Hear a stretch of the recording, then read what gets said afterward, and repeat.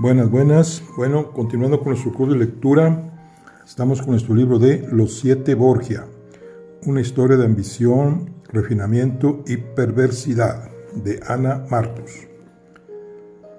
Muy bien. Y vamos a iniciar lo que es el capítulo 6, que se llama Alianzas y Traiciones. Vamos a ver qué nos dice.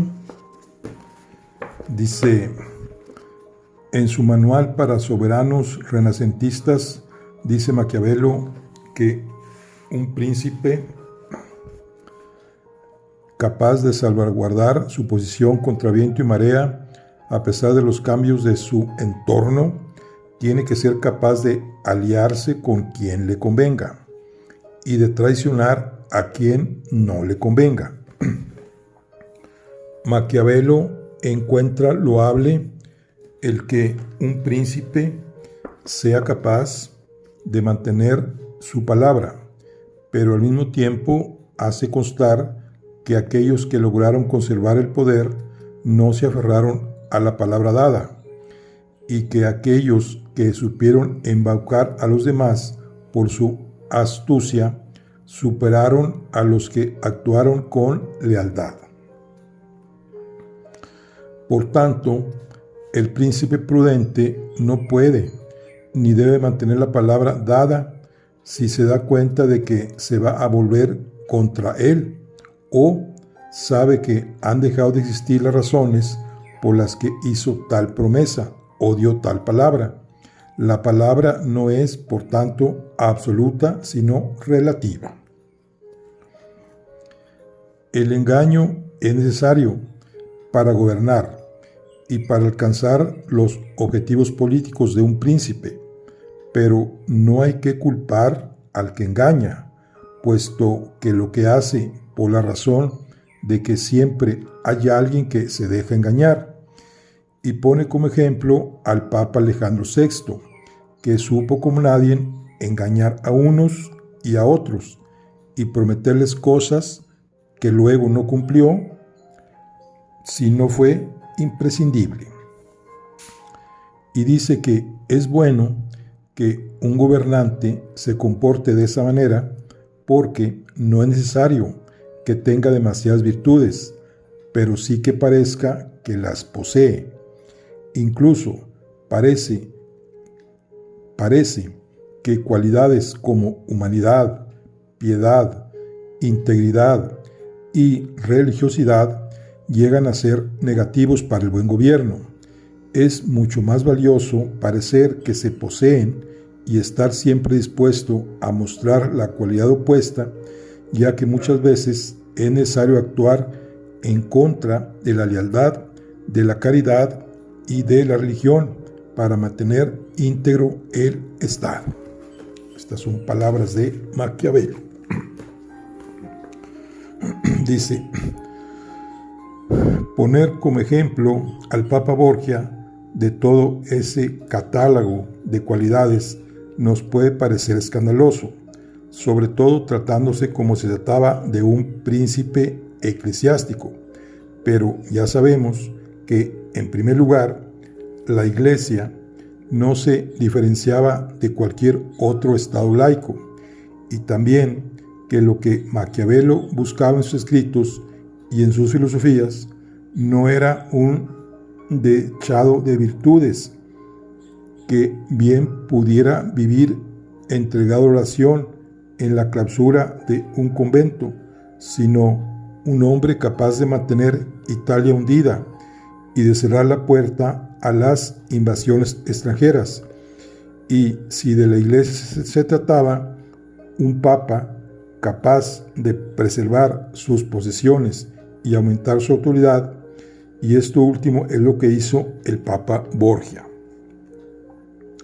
Hasta que llegó Alejandro VI, el papado fue sumamente débil, porque como los papas pertenecían casi siempre a una familia italiana o venían avalados por una de ellas, irremediablemente se ponían en el punto de mira de las familias enemigas.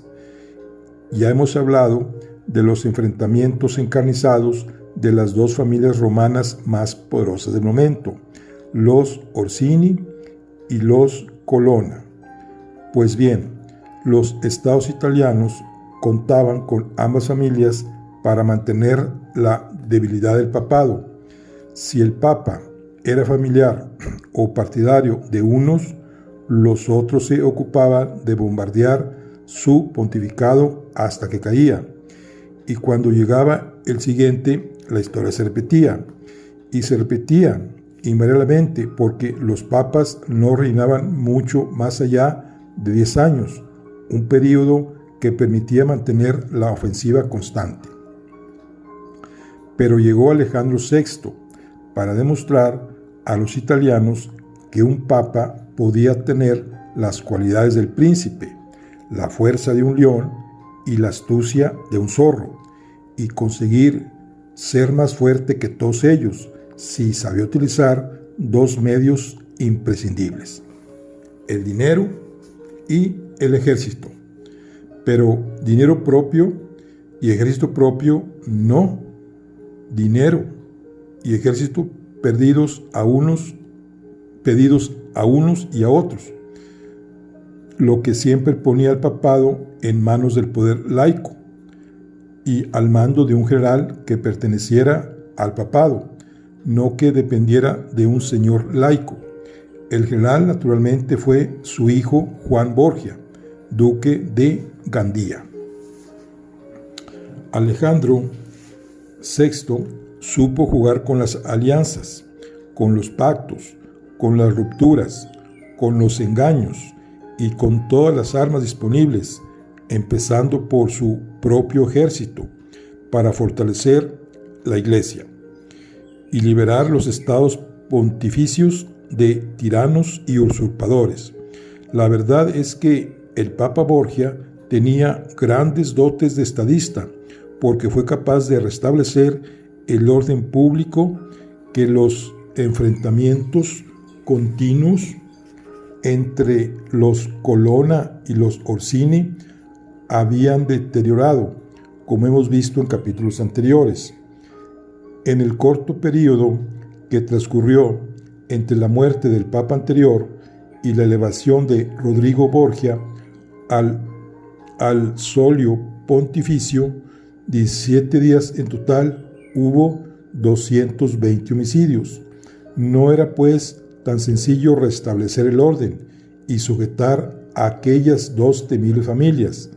Practicó el nepotismo sin complejos, elevando a los suyos a los cargos más elevados posibles. Si el 11 de agosto le proclamaron papa, el 31 del mismo mes ya recibía César Borgia al arzobispado de Valencia, y también a su sobrino Juan Borgia Lansol recibía el capello cardenalicio.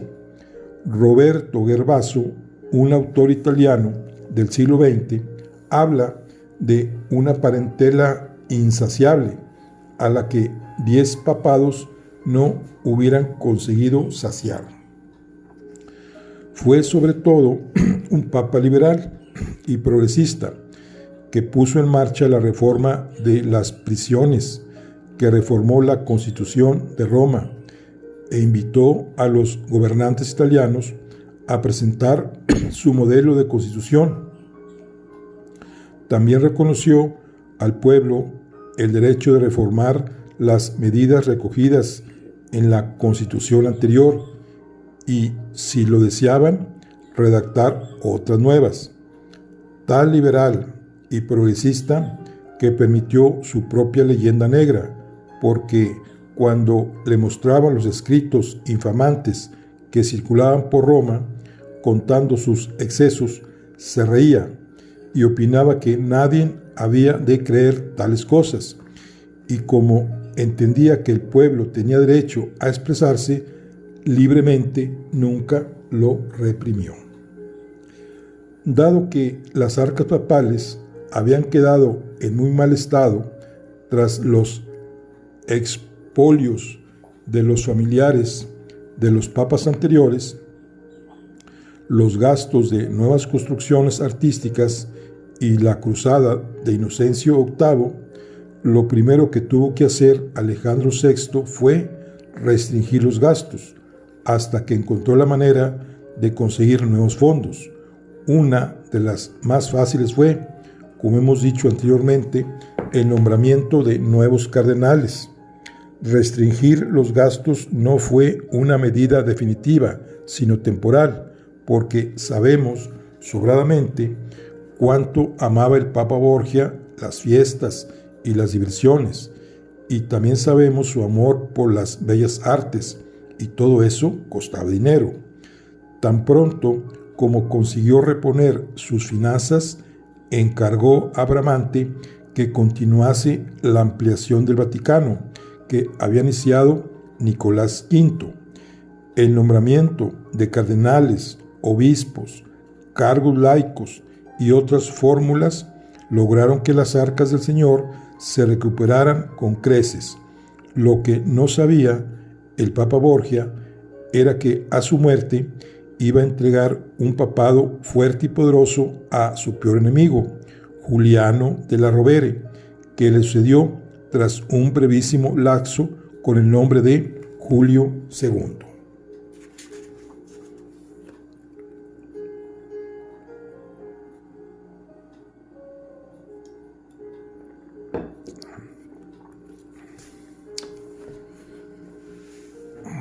Una vida corta e inútil. El tercer hijo de Alejandro VI, el duque de Gandía, Juan Borgia, debió de ser un botarate.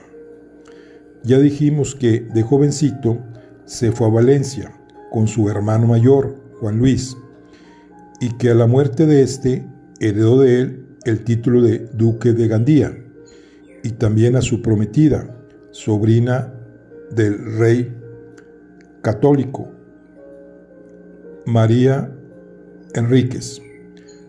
También dijimos que llevó en España una vida principesca y depravada, de juerga en juerga, que hizo que su padre le llamara la atención. Pero lo grave no era que llevara vida principesca y depravada, sino que se divertía en España mientras su padre se las veía con las tropas de Carlos VIII, y sobre todo mientras su hermano mayor César rumiaba su venganza contra todos aquellos vicarios que ocupaban territorios papales y que, en lugar de ponerse al lado de su señor feudal, el Papa, se habían pasado al enemigo y habían luchado junto al francés.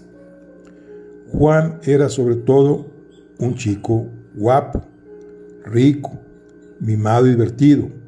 Cuando su padre le permitió finalmente regresar a Roma, ya en 1496, la ciudad le recibió con colgadura y banderines, dándole una bienvenida principesca. Se instaló en el palacio apostólico en el que vivía César, que era entonces cardenal, y recibió de su padre el título de capitán general de la iglesia, un cargo que le quedaba bastante grande. Grande o pequeño, el cargo de Juan Borgia le ponía al frente de los ejércitos papales mercenarios, como lo eran todos entonces, y su cometido era liberar los estados pontificios de los ejércitos también mercenarios de los Orsini y otros nobles romanos que los habían ocupado. Pero Juan carecía en absoluto de experiencia en la lucha y entonces no tenía vocación alguna. Está claro que el Papa se equivocó al encaminar a sus dos hijos, porque César demostró clara vocación militar y Juan ninguna. Mejor hubiera hecho dedicando a César a las armas y a Juan a la iglesia, ya que hubiera hecho un buen cardenal propio de la época, como aquel sobrino de Sixto IV, Pedro Riario, cuyos derroches y calaveradas se hicieron célebres unos años atrás. Y es que su vocación era esa, la de calavera, y además ambicioso.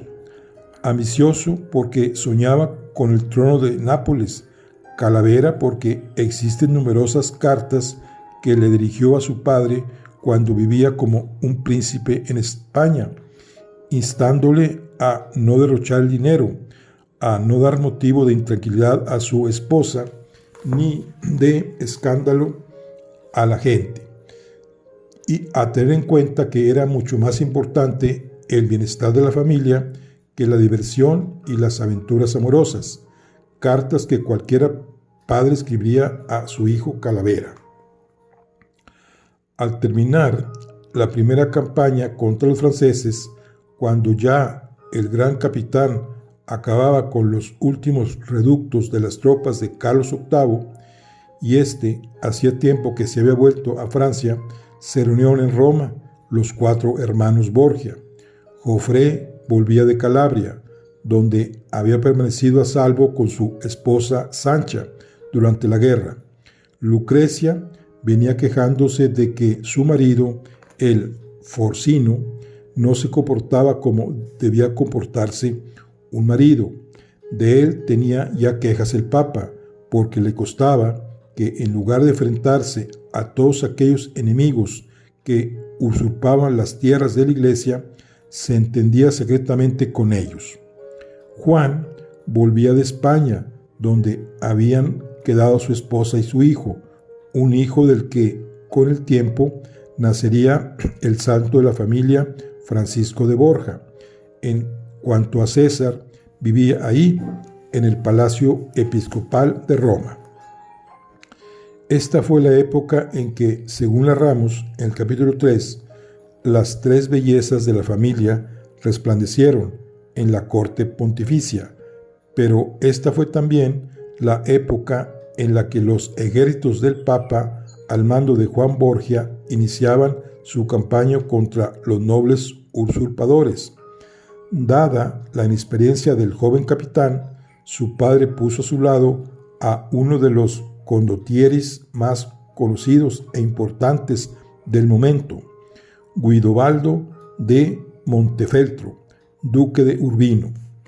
Los estados pontificios, aquellos que pertenecían a la Iglesia desde el siglo VIII y otros que se habían ido anexionando, habían sido entregados en feudo a distintos nobles, cuya obligación era pagar los correspondientes tributos al señor feudal, que era el Papa, y mantener el orden, la paz y la prosperidad de los feudos cedidos.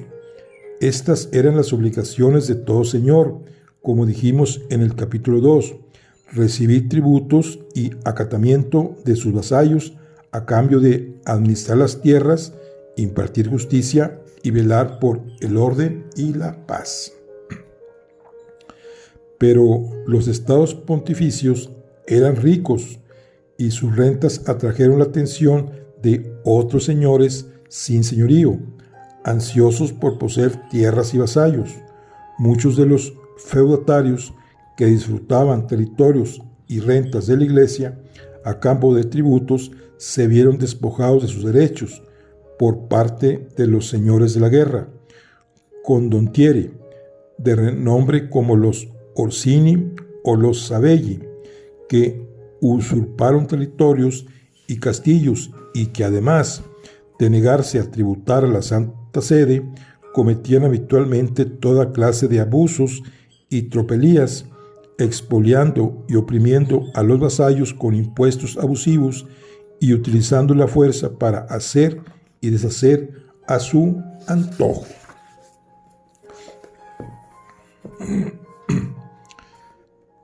Esta situación era antigua, porque ya dijimos que hacía mucho tiempo que los nobles utilizaban los inestimables recursos de las guerras entre bandas y facciones rivales para aprovechar el caos imperante y debilitar la autoridad de la Iglesia. que no tenía posibilidades para defender sus territorios ni para salvaguardar sus derechos, puesto que siempre estaba en manos de una facción y peleando contra la otra.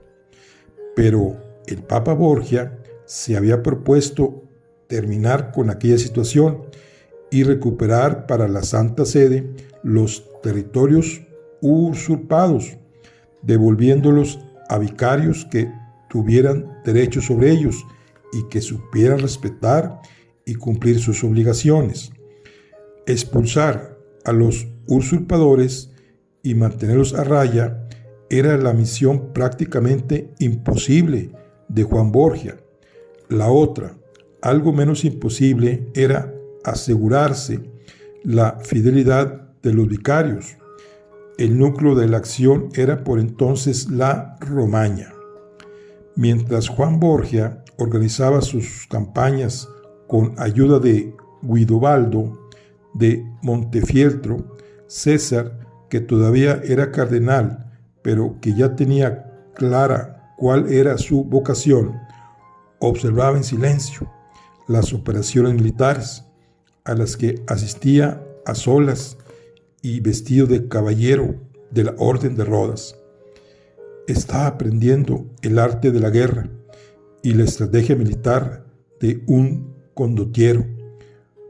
Guidobaldo era célebre y tenía experiencia, a pesar de que apenas tendría 23 o 24 años en esa época, pero había sucedido a su padre, Federico de Montefeltro, a los 10 años de edad. Fue, por tanto, maestro de los dos hermanos Borgia.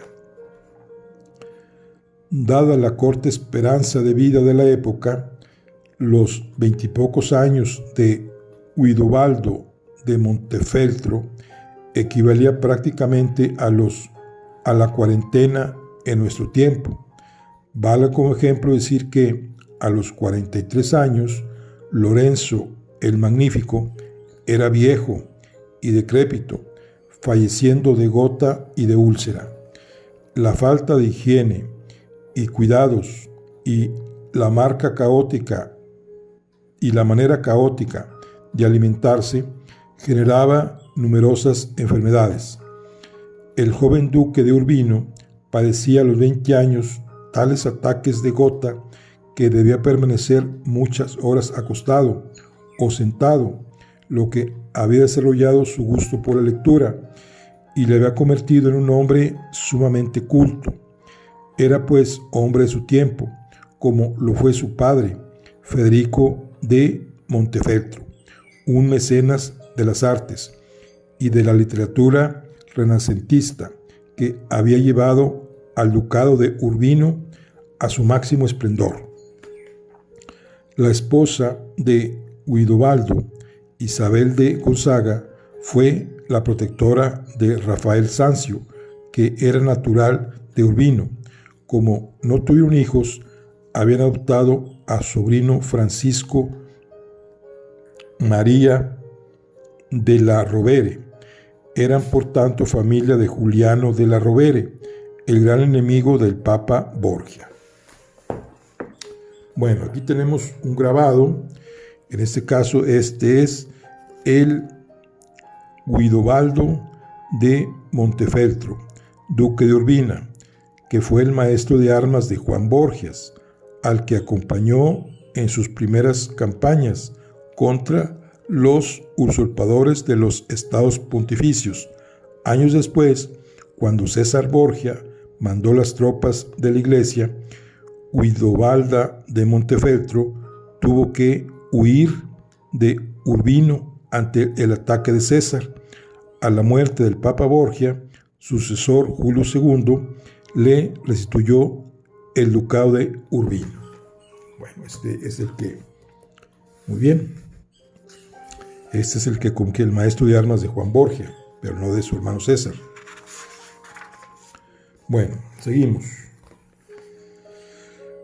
Dice, la primera campaña de Juan Borgia contra los usurpadores de territorios papales coincidió con la reconquista de Nápoles Mientras el gran capitán expulsaba de ahí a los soldados de Carlos VIII, las tropas pontificias recuperaban 10 castillos usurpados y hacían prisioneros a Virginio Orsini, señor de Bracciano, quien murió en enero del año siguiente.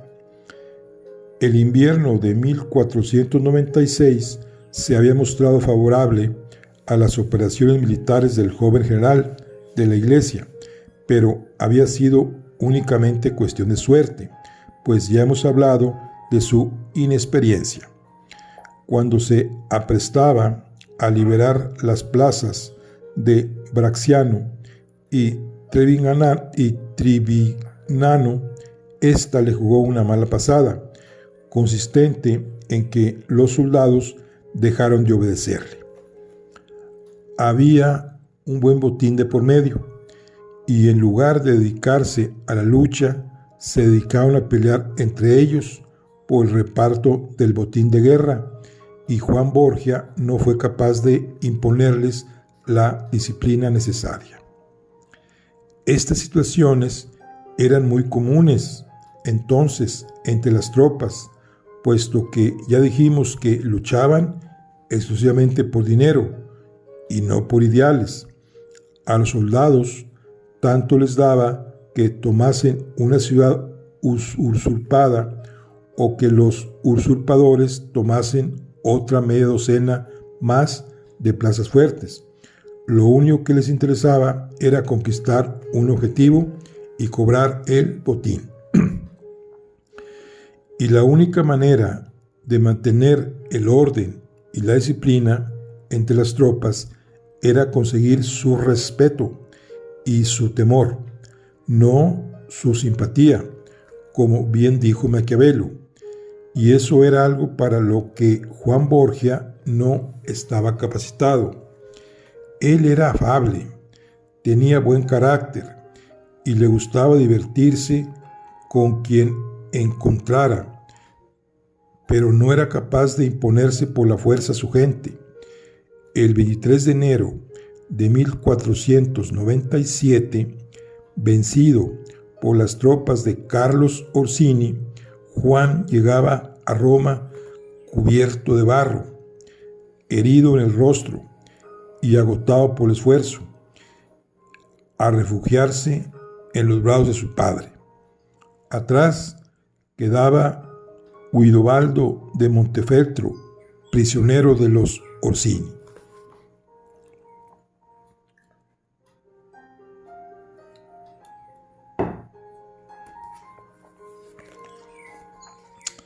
Pidió el Papa ayuda al rey de Nápoles, que era entonces Fernando II, o como le llamaba el pueblo, Ferrantino. Y este tuvo la buena idea de enviarle al gran capitán, toda vez que ya Nápoles estaba recuperada definitivamente, o al menos eso creían ellos, porque faltaban algunos años para la segunda ocupación. El gran capitán sustituyó al duque de Urbino, prisionero, como dijimos, de los Orsini, al frente de las tropas pontificias. Las reorganizó y consiguió unas cuantas victorias sobre los Orsini, no muchas, pero sí las suficientes como para que estos desearan firmar la paz con Alejandro VI.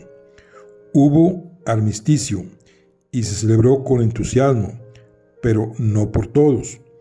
A los Orsini les quedó la humillación de la derrota y la pérdida de su mejor capitán, Virginio. En cuanto a Guidobaldo de Montefeltro, duque de Urbino, nadie se ocupó de rescatarle y tuvo que pagar él mismo su rescate. Al otro lado, mientras su padre y su hermano se congratulaban de haber acabado con la guerra, César Borgia permanecía en silencio, rumiando su disgusto y organizando mentalmente la venganza. algún día. El Papa Borgia debió de ser un padre bastante blando y debió de mimar mucho a sus hijos, pero siendo estos tan diferentes, los efectos fueron evidentemente distintos. A pesar de saber que Juan no se había comportado como un gran guerrero en su papel de capitán general de la Iglesia, celebró las victorias sobre los Orsini como si realmente se debieran a la profesionalidad de su hijo, y éste, engreído, se dedicó a pasear por Roma su porte y sus medallas, convirtiéndose en un militar enjollado y presumido que alborotaba la noche con sus correrías y ponía en peligro constante la virtud de cuantas damas, solteras o casadas, se cruzaban en su camino, porque, ya dijimos, era joven, atractivo, famoso y rico. Y estas cualidades le hacían irresistible. Tantas eran sus salidas nocturnas que algunas veces desaparecía durante más de un día y no se sabía si se encontraba ocupado en los brazos de una dama ardiente o huyendo de la espada de un marido engañado. Mientras Juan disfrutaba de la vida, César se dejaba corroer por el rencor contra los señores que usurpaban las tierras de su padre y contra los que traicionaban los intereses de la familia.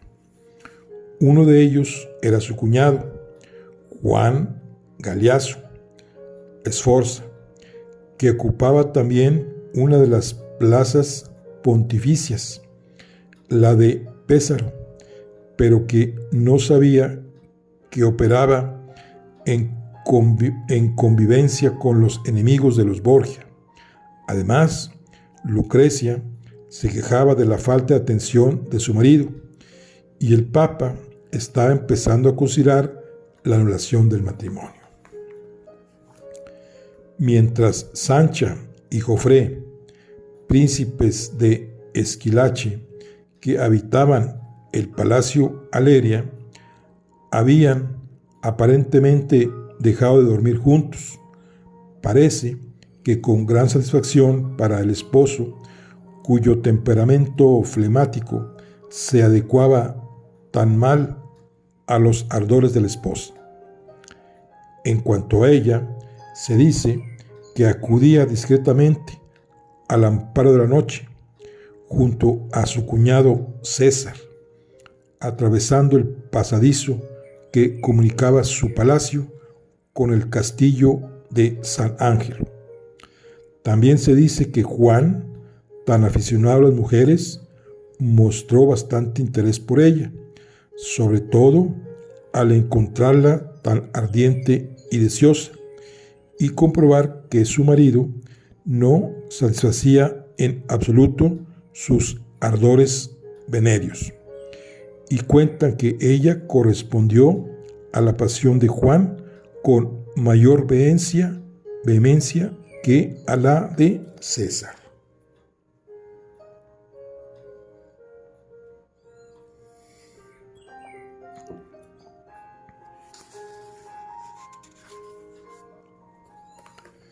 Continuamos.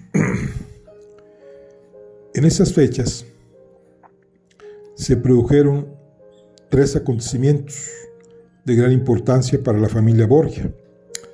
El primero fue, como dijimos, la anulación del matrimonio de Lucrecia y el Forcino, cuyo trámite humillante narramos en el capítulo 3.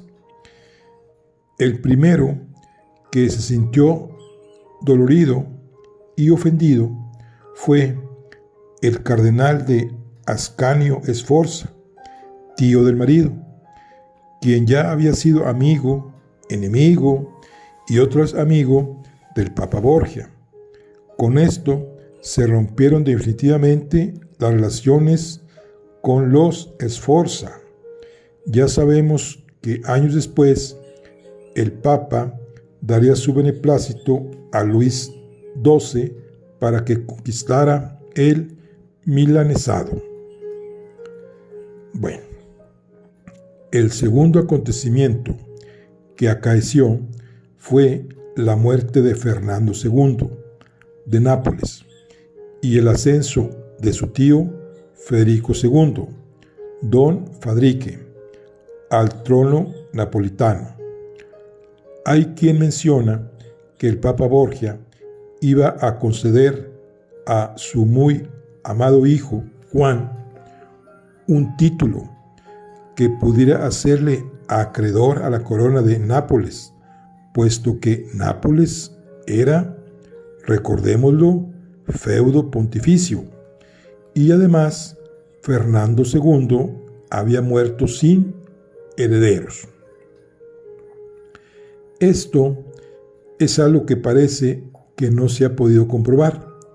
Lo que sí es cierto es que el Papa envió a César como cardenal camaralengo a coronar rey de Nápoles a Federico II y que Juan había de acompañarle. Federico era, por cierto, tío de Sancha y tío político, por tanto, de Jofré. También sabemos que a cambio de coronarle rey de Nápoles, Alejandro VI pidió a Federico, quien tenía mucha prisa en recibir la corona por miedo a los muchos pretendientes que se la disputaban, que se diera el ducado de Benevento para Juan Borgia. Estos dos sucesos tuvieron grandes consecuencias políticas para los Borgia. El tercer acontecimiento, el más penoso, doloroso y con peores consecuencias sociales para ellos, fue la muerte de Juan Borgia. En aquellos días, y cuando llevaba menos de un año viviendo en Roma, Juan había acumulado los títulos de capitán general de la iglesia, duque de Gandía, príncipe de Triscasino, conde de Laursi y Chiarimonte, así como Terracina y Pontecorvo, señoríos pontificios adheridos al ducado de Benevento. El hecho de que Juan se enseñorase de territorios de la iglesia no gustó nada y se oyeron las protestas del cardenal Sicodomini, sobrino de Pío II, así como de Garcilaso de la Vega, embajador de España, pero de nada sirvieron, porque el Papa se había propuesto atiborrar a Juan de títulos y rentas. Puede que por resarcirle de su escasa utilidad personal.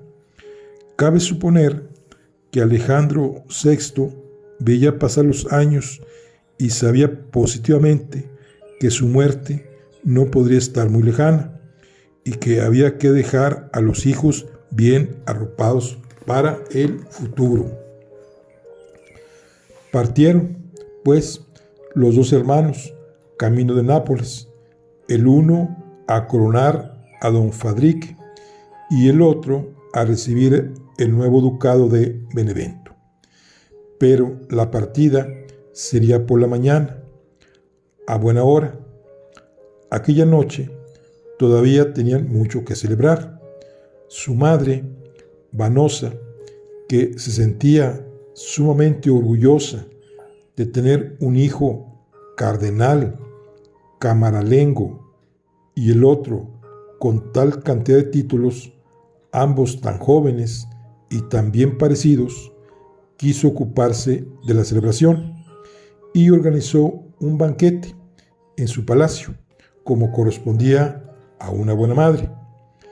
Vanosa sabía, o sea, la mamá, que la fortuna le sonreía solamente mientras viviese el Papa Borgia, y curándose en salud, había invertido todo su dinero en adquirir varias hosterías en Roma. Con sus ganancias y las de sus 3 maridos, se había hecho construir un palacio próximo a la iglesia de San Pedro, in Vincola, hoy famosa por guardar el Moisés de Miguel Ángel.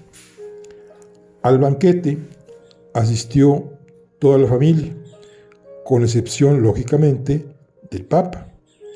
Recordemos que Vanosa se había casado varias veces y que sus sucesivos maridos adoptaron a los hijos del Papa y admitieron la situación con gran benevolencia, a cambio de sustanciosas prebendas. Tras la cena, Juan partió a caballo y César en mula, que era la cabalgadura de los eclesiásticos, y su primo, llamado también Juan Borgia, cardenal de Monreal, en otra, salieron los 3 juntos. Todo lo que se sabe es que delante de Juan marchaba un palafranero a pie, y que a la grupa de su caballo llevaba a una persona con el rostro tapado con un antifaz. Lo único que se advirtió de dicho individuo era su pequeña estatura, y también parece que no era la primera vez que se veía al duque de Gandía en compañía del misterioso enmascarado. Entonces, era muy normal que hombres y mujeres, sobre todo de la alta sociedad, salieran de noche con la cara tapada para evitar que les reconocieran en sus golgorios nocturnos o en sus visitas amatorias. Recordemos que esa costumbre perduraba todavía en España en el siglo XVIII y que dio lugar a un famoso motín cuando el marqués de Esquilache prohibió capas y embozos. Bueno, camino del Vaticano, al pasar cerca del Palacio Cesarini, en el que vivía el cardenal Sforza, Juan se detuvo y dijo a su hermano y a su primo que siguieran sin él. Parece que tenía una cita galante. Como era de noche y las noches eran muy peligrosas en Roma, los otros le advirtieron, pero Juan continuó su camino con su palafranero y con la persona que llevaba a la grupa, dirigiéndose hacia el barrio judío. Antes de llegar, pidió al palafranero que le esperara, e igualmente esperaron César y el cardenal de Monreal, intrigados y quizá algo asustados por la misteriosa cita de Juan, pero él les advirtió que si no volvía, se fuera.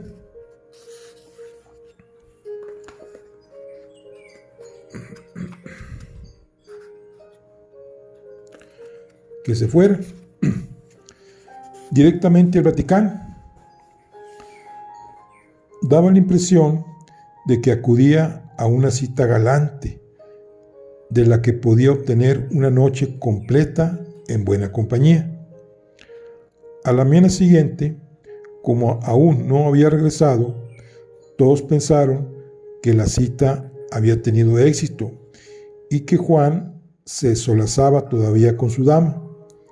Pero el mundo se les vino abajo cuando supieron que se había encontrado al palafrenero mal herido y que el caballo del duque erraba por las calles de Roma sin su dueño.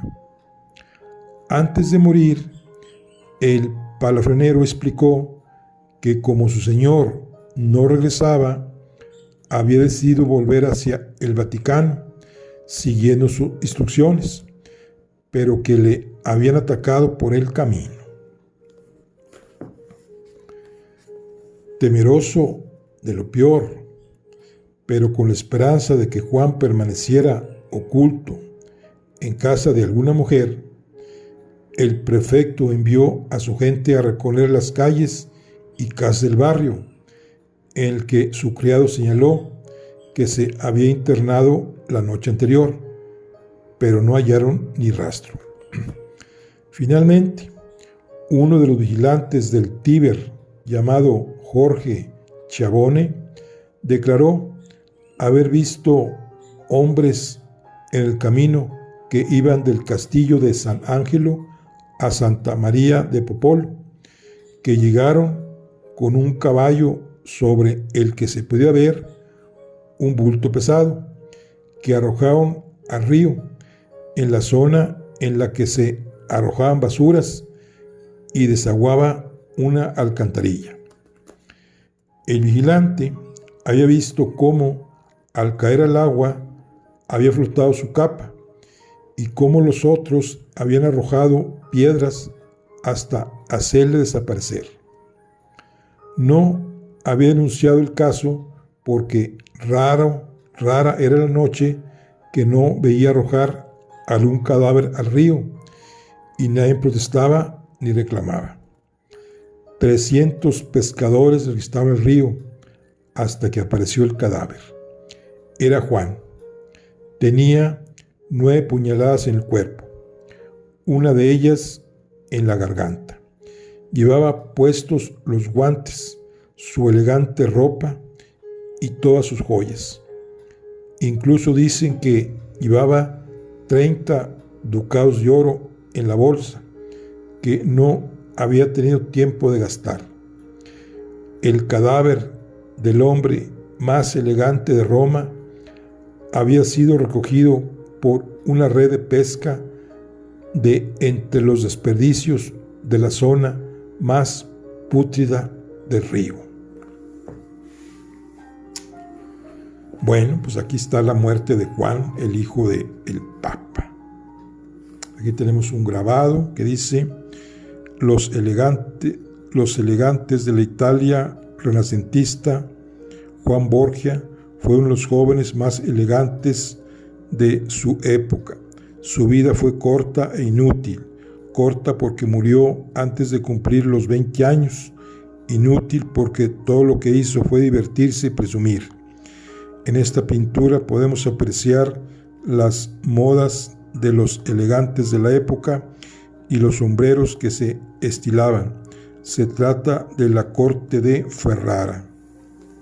Bueno, pues qué triste esta historia de la muerte de Juan Borgia, uno de los hijos del Papa Borgia. Bueno, entonces aquí vienen ya las especulaciones en torno a la muerte de Juan Borgia. Esto lo dejaremos para nuestra próxima lectura. Ok, nos vemos en la siguiente charla de nuestro club de lectura. Hasta luego.